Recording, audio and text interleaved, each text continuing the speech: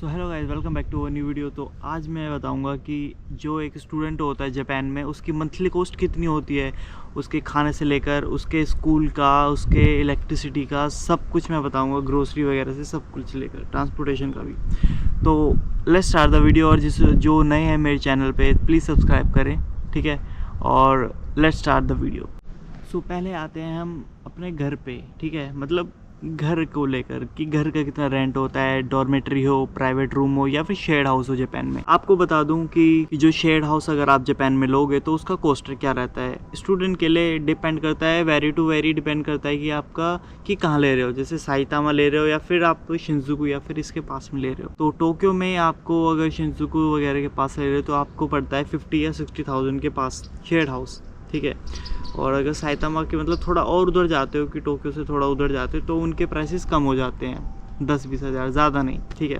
तो अब हम आते हैं हम डॉर्मेट्री को लेकर। स्टूडेंट की जो डॉर्मेट्री होती है उसका कितना प्राइस रहता है, तो उसको रहता है आपको 30 to 50,000 येन, इतना पड़ जाता है। और जो शेयर्ड हाउस में क्या क्या रहता है, शेयर्ड हाउस में आपको सब कुछ मिलता है, ठीक है, किचन से लेकर वॉशरूम वगैरह, बट आपको शेयर करना पड़ता है किसी दूसरे बच्चों के साथ। उसमें आपका रूम्स वगैरह होते हैं और सब चीज़ होते हैं। और जो शेयर्ड हाउस में अगर लोग रहेंगे वो दूसरे कंट्रीज़ के भी रहेंगे और बाकी जैपनीज़ भी हो सकते हैं, कहीं अलग अलग के। और डॉर्मेट्री में भी क्या होता है, डॉर्मेट्री में आपके जो बेड्स होते हैं वो ऊपर और नीचे ऐसे होते हैं, और जो शेयर हाउस में होते हैं उसमें शेयर हाउस में आपके बेड्स अलग अलग होते हैं, ठीक है। आपको फुतौन वगैरह दे देते हैं, जो दे देते हैं, दैट्स इट। और जो प्राइवेट अपार्टमेंट होते हैं, ठीक है, शेयर हाउस और डॉर्मेट्री में दोनों में आपको यूटेंसिल्स वगैरह मिलते हैं, किचन वगैरह शेयर करना पड़ता है। अब आते हैं हम प्राइवेट अपार्टमेंट के लिए। प्राइवेट अपार्टमेंट के जो रेंट होते हैं वो आते हैं आपके 50,000 to 1 लाख येन तक चले जाते हैं, ठीक है। और डिपेंड करता है कि वेरी टू वेरी कि आपका प्रीफेक्चर कहाँ पे है, ठीक है। जो कि आपको प्राइवेट रूम में क्या मिलता है, कुछ भी नहीं। आपको प्राइवेट रूम में बस किचन वगैरह मिलेगा और वॉशरूम मिलेगा और एसी, बस एसी मिलता है, ठीक है। किचन वगैरह आपको चिमनी वगैरह मिल जाती है या फिर आपको गैस वगैरह मिल जाती है बस किचन में, और कुछ नहीं मिलता, ना यूटेंसिल्स मिलती है ना कुछ मिलता है। बस आपको मिल जाता है एक एसी जो कि हर उसमें मिलता है, जो कि विंटर में भी काम करता है और समर में भी हीटर का भी काम करता है। ये है आपका हाउस वगैरह को लेकर। और जो हिडन कॉस्ट रहती है, जैसे कि वाईफाई हो गया, उसके अलग चार्ज होते हैं, ठीक है। वाईफाई जो चार्ज होता है वो आपका पड़ जाता है आसपास 5,000 येन का, ठीक है। और जो कि सही भी है। और आप ऐसा कर सकते हो, जैसे कि अभी मैं रह रहा हूँ, हमने भी एक अपार्टमेंट ले रखा है, ठीक है। हमने शेयर करा हुआ है, मैंने और एक और दोस्त है मेरे साथ में। तो हमने 50,000 येन का ले रखा है, ठीक है। तो हम हाफ डिवाइड करते हैं, जैसे कि 25-25। तो और जो वाईफाई का बिल है और इन सब चीज़ का बिल है इलेक्ट्रिसिटी का, वो अब मैं आगे बताता हूँ। तो गाइस अब मैं आपको बताता हूँ कि इलेक्ट्रिसिटी वगैरह इन सब का क्या प्राइस रहते हैं आपके, ठीक है। तो जैसे कि शेयर्ड हाउस में या फिर आप डॉर्मेट्री लोगे उसमें तो आपको नहीं देना पड़ता, बट आप जब अपार्टमेंट लोगे उसमें देना पड़ता है। और बताता हूँ कितना रहता है, ठीक है। आपका जो इलेक्ट्रिसिटी और वाटर और गैस इन सब का मिलाकर आपके 10,000 येन का पड़ेगा, गैस का, इलेक्ट्रिसिटी और पानी का, इन तीन को मिलाना पड़ेगा। और विंटर में अलग होता है, ठीक है, और समर्स में अलग हो जाता है, डिपेंड करता है वेरी टू वेरी, क्योंकि विंटर्स में फिर आप हीटर वगैरह भी यूज़ करते हो, ठीक है। समर में आप हीटर यूज़ नहीं करते पानी गर्म करने के लिए, ये सब तो फिर कम हो जाता है, उस पर डिपेंड करता है। और जो इंटरनेट का बिल होता है वो आपका 5,000 हो जाता है। और जो सिम का बिल होता है, इंटरनेट का बिल होता है, ठीक है, वो आपका 5,000 डिपेंड करता है टू सिम। जैसे कि आप राकुतेन लोगे या एयू की सिम लोगे, उन पे डिपेंड करता है। 15,000 येन आपका इलेक्ट्रिसिटी, वाटर, गैस और आपका फ़ोन की सिम का बिल, इन सब को मिलाकर आपका 15,000 येन आराम से लगे, ठीक है। इससे ज़्यादा नहीं जाएगा, इससे इतना ही रहेगा। अब डिपेंड करता है आप पूरा 24 घंटे यूज़ कर रहे हो तो फिर तो ऊपर ही बहुत चला जाता है। और अब हम आते हैं खाने की तरफ, जो कि बहुत ही नेसेसरी है जापान में। अगर आप खाना घर पे बनाकर खा रहे हो तो अच्छी बात है, और अगर आपने घर से बाहर गए रेस्टोरेंट वगैरह में खाने का सोचा तो भाई आपको 1 महीने के अंदर वापस इंडिया जाना पड़ेगा। तो अगर आपने घर पे अंदर बनाया तो कि बहुत सही है। जो कि आप यहाँ पे शिनोकुबू है, ठीक है, टोक्यो में, और ओसाका में भी ऐसी जगह होगी जहाँ पर इंडियन स्टोर्स रहते हैं, वहाँ से आप ले सकते हो सामान, चावल, आटा वगैरह ये सब ले सकते हो। एक हफ्ते का आपका 5,000 येन के आसपास आ जाता है, ठीक है, ग्रोसरी। तो आप पे डिपेंड करता है कि कितना चला सकते हो चावल वगैरह, ये चावल हो गए, आटा हो गया, ये मैं आपको प्रिफर करूँगा कि आप घर पर ही खाना बनाओ या फिर सीख लो, या फिर यूट्यूब वगैरह अब तो है ही, आप यूट्यूब वगैरह से गाइस बनाकर देख सकते हो, आपके पैसे भी बचेंगे।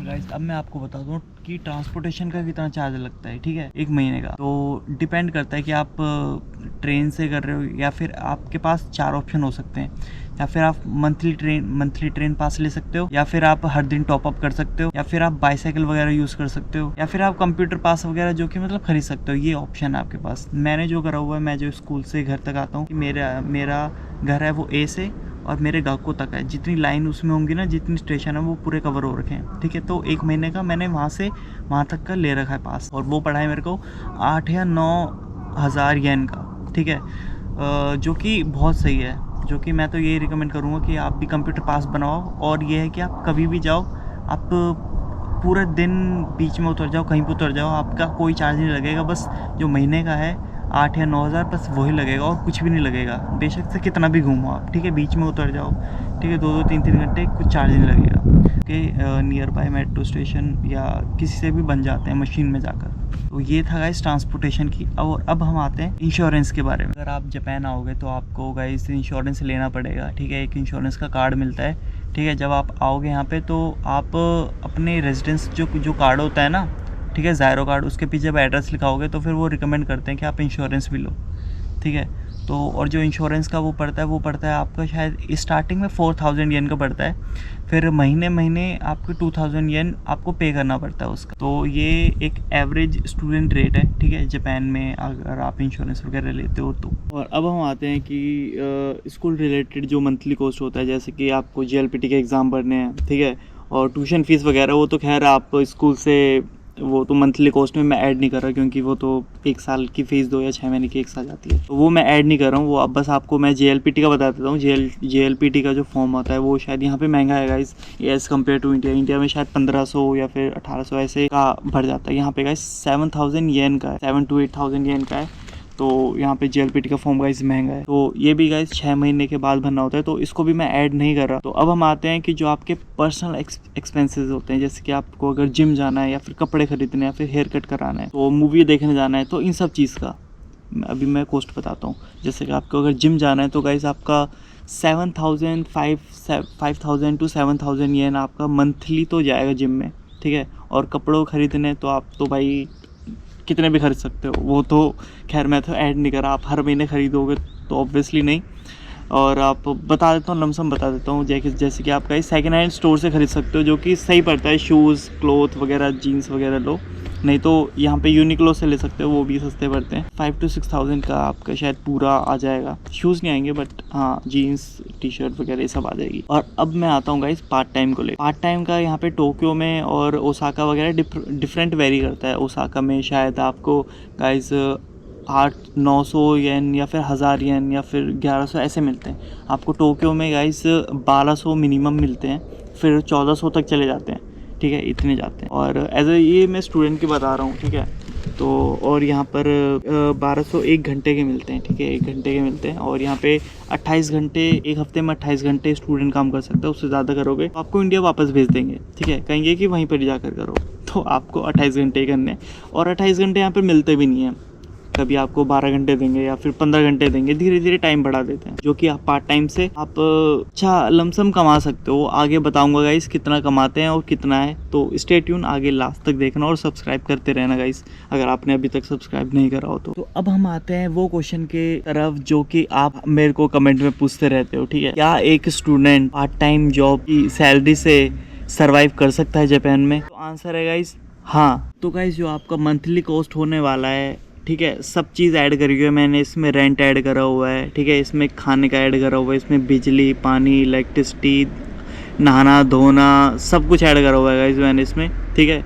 और उसको लेकर गाइस आपका मैं बताता हूँ कितना पड़ता है। आपका 80,000 येन तक पड़ सकता है। अगर मैं ये प्रेफर करूँगा, अगर आपने शेयर हाउस ले रखा है ना, मतलब किसी के साथ शेयर करा हुआ है, ठीक है, अपार्टमेंट लेकर शेयर करा हुआ है, तो आप गाइस काफ़ी ज़्यादा पैसे सेव कर सकते हो, बहुत ज़्यादा सेव कर सकते हो। तकरीबन 30,000 येन, 40,000 येन, 30,000 येन तो गाइस आप सेव कर सकते हो, ठीक है, अगर आपने किसी के साथ शेयर करा हुआ है। तो ऐसे लोगों को देखना है गाइस, अपने दोस्त वगैरह बनाओ अगर आप आते हो तो, ताकि आप शेयर कर सको उनके साथ, जिससे कि उनका भी बजट ठीक हो और आपका भी ठीक हो। और मैं आपको बताता हूँ अब की जो मंथली अर्निंग है as a student part time से वो कितनी है। आप अगर आप पार्ट टाइम से अर्न कर सकते हो इजीली, आपको मिल जाएंगे गाइस 1,20,000 या 30,000 रियान आपको गाइस इजीली मिल जाएंगे, जिससे कि आप मंथली अपना जो एक्सपेंस है वो आप इजीली निकाल सकते हो। जैसे आपने क्वेश्चन पूछा कि कोई एक एज अ स्टूडेंट जापान में सर्वाइव कर सकता है, तो गाइस हाँ कर सकता है ईजिली, और सेव भी कर सकते हो इवन आप। जैसे कि 1,30,000 तक आप अर्न कर रहे हो, उसमें आप ये गाइज अब मान लो कि 40-50,000 मिनिमम तो आप सेव कर ही लोगे, ठीक है, जो कि आपके फ्यूचर में काम आएगा, ठीक है। जैसे कि आपको घर भेजना हो, या फिर आपको इमरजेंसी हो तब लेना हो, या फिर आपको गाड़ी खरीदनी हो, या फिर बाइक खरीदनी हो, साइकिल खरीदनी हो, ठीक है, उसके भी काम आ सकता है। बट हाँ, as a student you can survive in Japan while doing your part time job. तो गाइज मेरी तो फाइनल एडवाइस गाइज यही रहेगी, आपको जो भी जापान आ रहा है वो 6 महीने का खाने का राशन वगैरह, कपड़े वगैरह, तो गाइज ये पहले से लेकर आना। अगर आप चाहते हो कि मैं ये भी बताऊं कि क्या क्या लेकर आना है, क्या क्या खाना लेकर आना है, कपड़े लेकर आने हैं, ठीक है, जापान अगर आप आ रहे हो तो उसके ऊपर वीडियो बनाओ, तो गाइज मैं उसके ऊपर भी वीडियो बनाऊंगा, बस आपको कमेंट करना है। आई होप कि मेरी इस वीडियो से हेल्प हुई होगी, या फिर अगर आपको कोई दोस्त जा रहा है तो उसको ये वीडियो सेंड करो। तो अगर आपको ये वीडियो अच्छी लगी हो तो प्लीज गाइज शेयर करना अपने दोस्तों के साथ, सब्सक्राइब करके जरूर जाना, इससे मेरे को बहुत मोटिवेशन मिलती है गाइस वीडियो बनाने की। तो गाइस मिलता हूँ मैं आपको नेक्स्ट वीडियो पे, तब तक के लिए take care, tata, bye bye.